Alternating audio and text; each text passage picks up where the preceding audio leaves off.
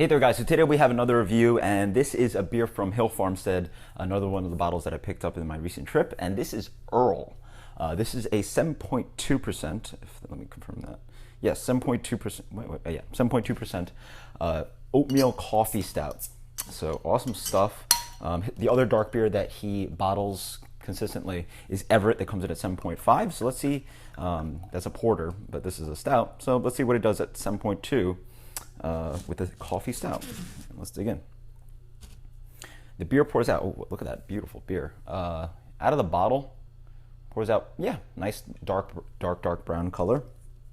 In the glass, sits there black with this beautiful fluffy head. That's absolutely luxurious and beautiful. Let's get the aroma on this. Very nice. Getting touches of Treehouse Double Shot, which is an absolutely amazing beer. Brown sugar, a rich amount of like sweet. They call it brown sugar cookie, but it's like, yeah, it's like a coffee, a caramelized sweet coffee, that kind of thing. But under there, I'm getting a nice spicy note. It's quite intense with like licoricey kind of notes, a similar aroma I get from Everett. But really nice, like mocha, cappuccino, like sweet amounts of brown sugar thrown into your really nice, luxurious coffee. Not aggressively roasty. I get a little bit of, yeah, just like a little bit of chocolate, a little bit of cocoa, a little bit of coffee. Cheers.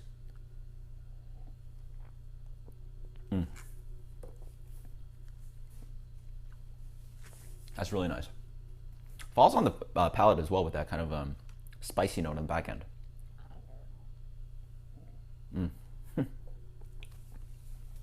7.2. Creamy, yet it moves on the mouth. Not a huge sticky beer, not a 10.5 kind of imperial stout that really lingers too long, but very much an Everett kind of mouthfeel. You know, nice and creamy, full up front, but then sort of goes away. A lot fuller than many 7% beers. Up front, a medium roast coffee. Yeah, not too aggressively bitter, acrid. Medium roast coffee wrapped around with milk chocolate, a good amount of dark chocolate as well. Not as sweet as the aroma, but then 3/4 of the way on the palate.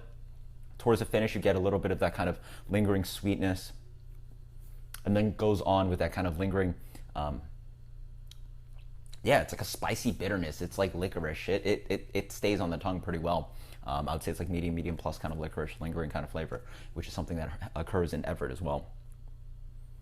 And then as you wait, you then get more of that intense kind of almost like, as I was saying, acrid kind of intense coffee ground kind of bitterness on the finish.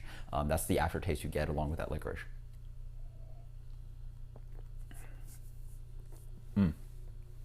Yeah. Not a really in-your-face kind of coffee stout. It's an oatmeal stout, so yeah, I get a little bit of that kind of oatmeal kind of flavor. That's also helping the mouthfeel. Really well-made beer. The finish is not exactly there for me.